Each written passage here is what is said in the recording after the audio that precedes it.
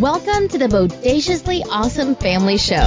Bodaciously Awesome Family Show. The only show dedicated to helping parents maximize their kids' experiences and for kids to reap the fun. Here are your hosts, the Bodacious family, Adam, Anthony, and Zachary.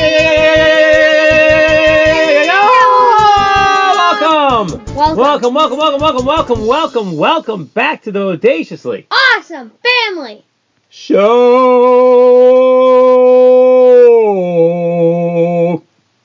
I was about to do my little dance because it's like opera. You were.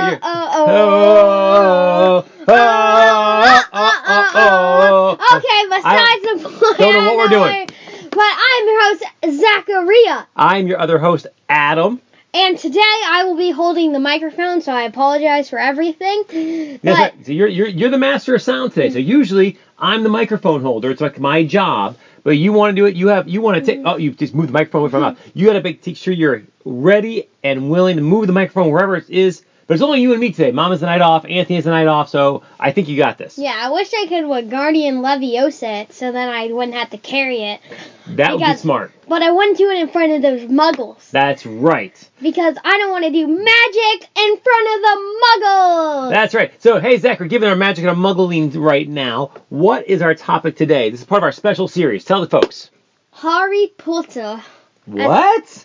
Harry Potter. Oh, Harry Potter. Harry Potter. I feel like you have to say in a British accent to say it correctly. Should I do the entire podcast about British accent? Sure. That would be a bad idea. I think right now we just lost like 30,000 viewers or listeners right there.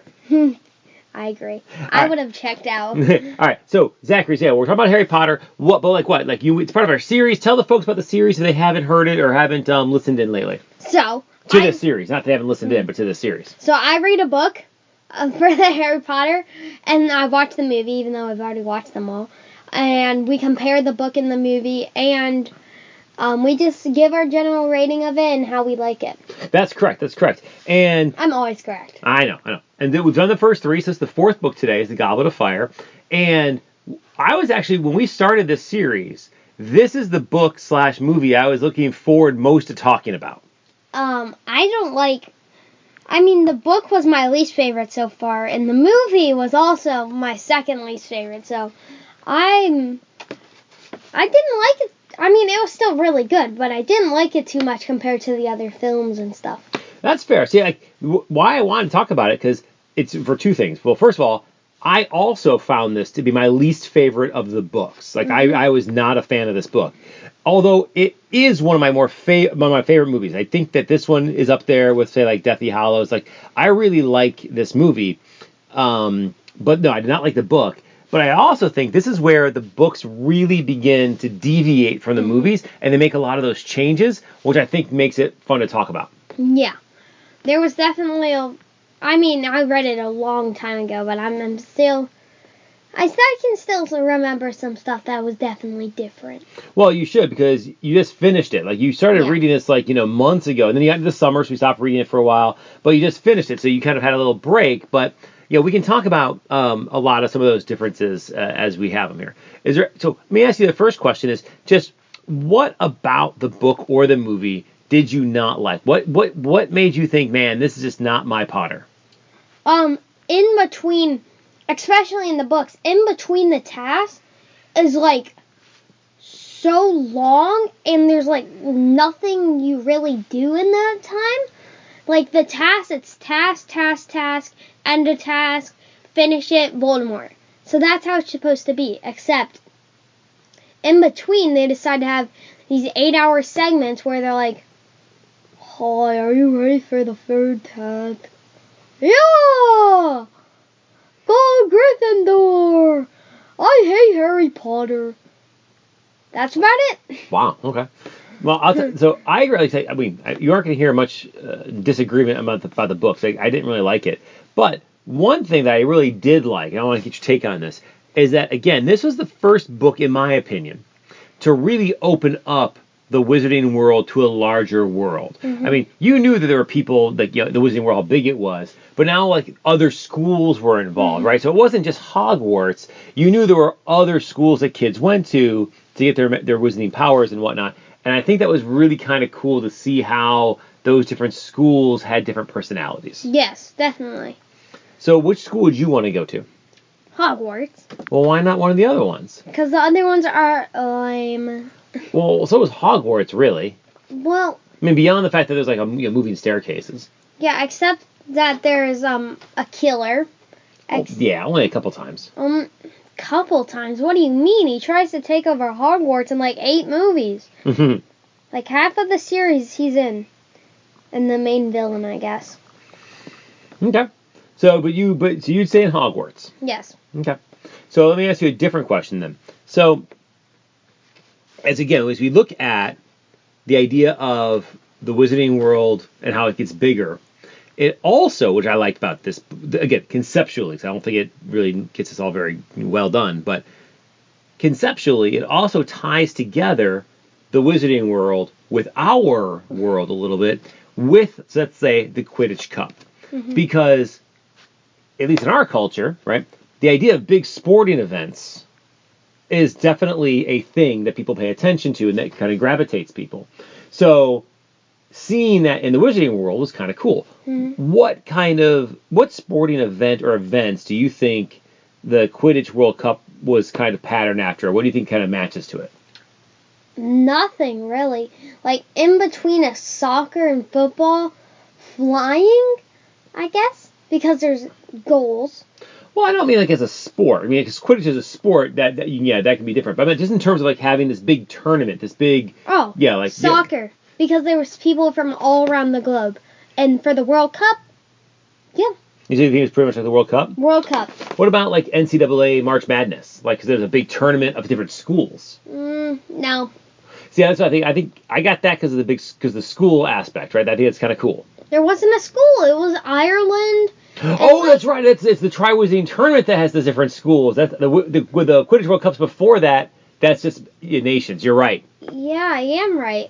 I'm right every single time. I knew that. I was just testing you. You were? Yeah, maybe. Okay. So, what was your favorite part of the book or the movie? My favorite part is when Voldemort, like the scene where Voldemort gets rebirthed and they have their first battle. Yeah, that was pretty cool. Okay. Is there anything that was in the book that you're glad was not in the movie? Like anything that you said, man, this got to be taken out, and they did? Definitely a bunch of the parts in between, because those just lagged on and on. And in the movie, I thought they did pretty well at that. Like, can you give me an example? Because I don't remember. The bathtub, like in the book, it takes like 10 pages because the elves tell him to find Hermione, and Hermione tells him to go to Cedric, and Cedric tells him to bathe, and that just didn't need to happen. Gotcha. Like, for me, I thought, like, this is the book that had everything about the elf rights, right? And Hermione campaigning for elf rights. That's stupid. Yeah, well, it becomes like a theme throughout the books, and I like the fact that it's there as a thematic element and a plot line that goes in. But yeah, like, that book is the first one that goes from like 300 pages to like 600-700 pages, and that's like 150 pages of it that could have at least been edited a little. Yeah.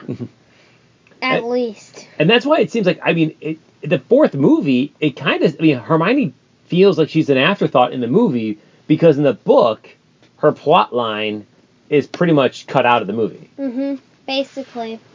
But I'm kind of glad because it wasn't that good. Yeah, you weren't a fan of that part? I don't blame you. So, one of our episodes, we have not aired this episode. We've recorded it, but we have not aired it. Do you know which one I'm talking about? No. Okay. So, we did another one on Harry Potter and the Cursed Child. Yes, we did. Wait, that isn't aired yet? No. Oh, we have a lot in the vault then. Yeah, we have a couple, but that one's one. I hold that one off. But mostly because this book and movie is pretty pertinent to that story. It is. It's like the final task is where Dumbledore, for whatever his name is, Dumbledore's Alice Potter, and Draco's son sneak in to the third task, and Voldemort's son and all that stuff, they go there, and it's really cool because Cedric's doing the maze. Yeah. So my question was going to be to you. So we saw this movie first, or you saw this movie first, and then you started reading the book, and you didn't finish the book, but then we saw the play, Cursed Child, and now you finished reading the book. Given that order's a little weird, right? Most people read the book first, the movie, then saw the play or whatever. Do you think that when you went back to the book after seeing the play, did that influence how you read it all? Were you looking for clues in the book about the play that didn't exist yet? No. Oh, really? No. I mean, in the movie, like, I would definitely look for that stuff because I want to see it or something. Like in the Avengers, when they travel back, I saw something that showed me that they traveled back during the final scene to get the Tesseract.